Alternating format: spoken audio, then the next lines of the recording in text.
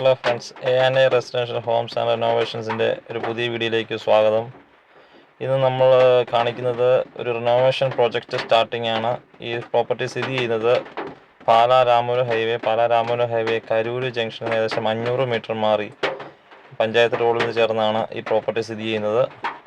വളരെ ചെറിയൊരു പ്രോപ്പർട്ടിയാണ്. ഒരു 12 സെൻറ്റ് സ്ഥലവും ഒരു 400 സ്ക്വയർ ഫീറ്റും വരുന്ന ഒരു ചെറിയ വീടും സ്ഥലവുമാണ് ഈ റിനോവേഷനായി വന്നിരിക്കുന്നത്.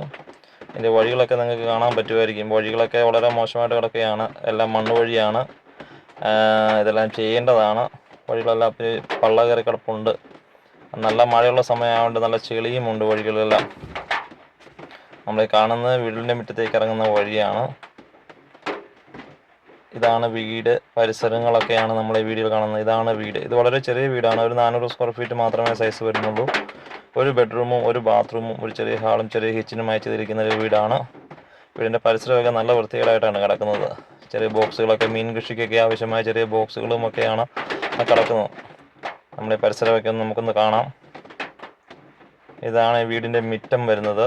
12 സെൻറ്റ് സ്ഥലമുള്ളതുകൊണ്ട് അത്യാവശ്യം ഏരിയ ഉണ്ട്. നമുക്ക് റിനോവേഷനും എക്സ്റ്റൻഷനൊക്കെ ആയിട്ട് അത്യാവശ്യം ഏരിയ ഉണ്ട്. ഇങ്ങനെയാണ് ഈ സ്ഥലത്തിൻ്റെ കിടപ്പ്. ഇതാ അതിരുകാല് വരുന്നത്, ഒരു അതിരതാണ്. പിന്നെ ആ സൈഡ് തീർത്ത് അങ്ങനെ പോകുന്നു.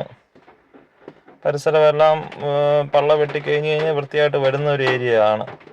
നല്ല മഴയാണ് വീഡിയോ എടുത്തപ്പം. പിന്നെ ബാത്റൂം ആ സൈഡിലുണ്ട്.